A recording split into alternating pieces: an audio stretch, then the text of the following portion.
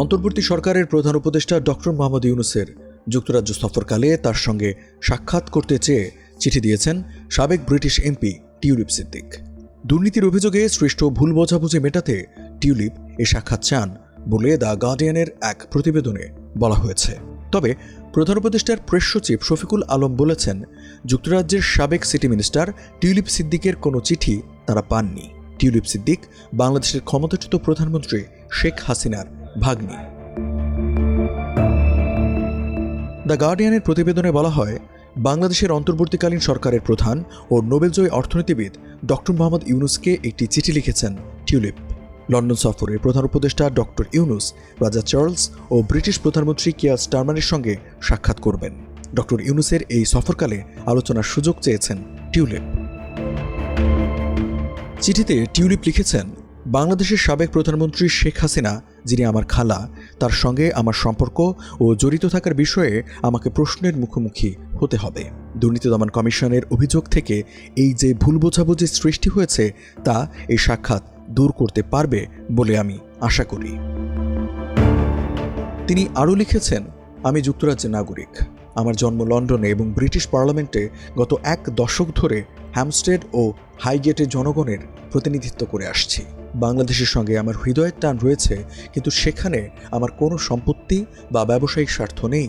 কিন্তু আমি ওই দেশে জন্মাইনি, থাকি না, এমনকি আমার পেশাগত জীবনও গড়ে ওঠেনি সেখানে।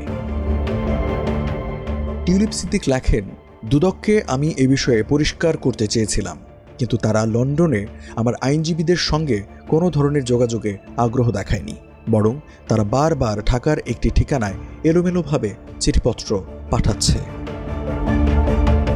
ডক্টর ইউনূসকে পাঠানো চিঠিতে টিউলিপ আরও লেখেন, এই পরিকল্পিত তদন্তের প্রতিটি ধাপ গণমাধ্যমে জানিয়ে দেওয়া হচ্ছে, অথচ আমার আইনি দলের সঙ্গে কোনো ধরনের আনুষ্ঠানিক যোগাযোগ করা হয়নি।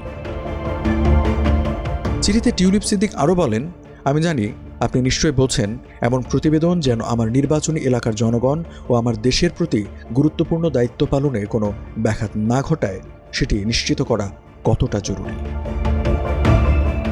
এই চিঠির বিষয়ে 8 জুন বিকেলে প্রধান উপদেষ্টার প্রেস সচিব শফিকুল আলম দৈনিক প্রথম আলোকে বলেন, আমরা টিউলিপ সিদ্দিকের কোনো চিঠি পাইনি।